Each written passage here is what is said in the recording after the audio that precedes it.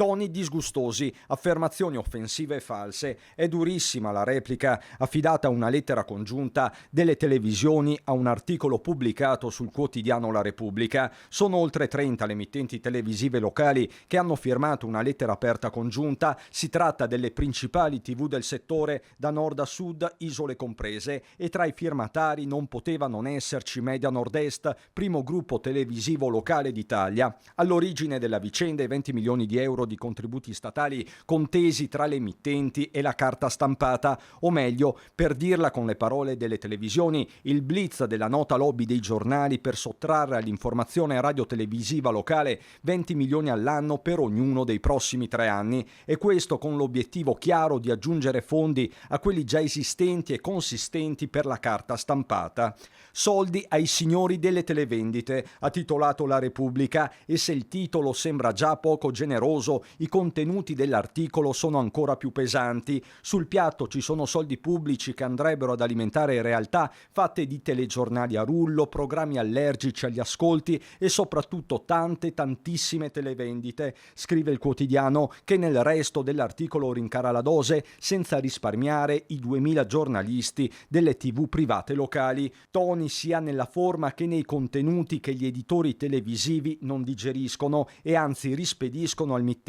affermazioni false e lesive per le quali si dovrà rispondere in sede civile e penale. Le radio e le televisioni che garantiscono il pluralismo dell'informazione in Italia hanno a disposizione solo la propria voce, la propria libertà e la credibilità conquistata nel proprio territorio, scrivono gli editori, e non manca una stoccata. Noi non abbiamo i quattrini delle lobby di Gedi, noi ci accontentiamo di avere 1000 spettatori per ogni copia venduta di un quotidiano come La Repubblica, che si permette di pubblicare un articolo capzioso, omettendo volutamente di ricordare che i contributi statali vengono riconosciuti per legge solo ed esclusivamente a quelle emittenti locali che rinunciano a ore di televendite e che producono e trasmettono ore e ore quotidiane di informazione locale per sostenere il loro ruolo di pubblica utilità che non solo il legislatore, ma recentemente anche la Corte Costituzionale ha riconosciuto. Da un lato quindi l'informazione libera e indipendente delle TV locali italiane, riconosciute dall'Agcom come primo presidio informativo dei territori, dall'altro un editore che sta cercando di vendere i suoi giornali all'estero, informazione gratuita da una parte, a pagamento, €1,90 a copia dall'altro.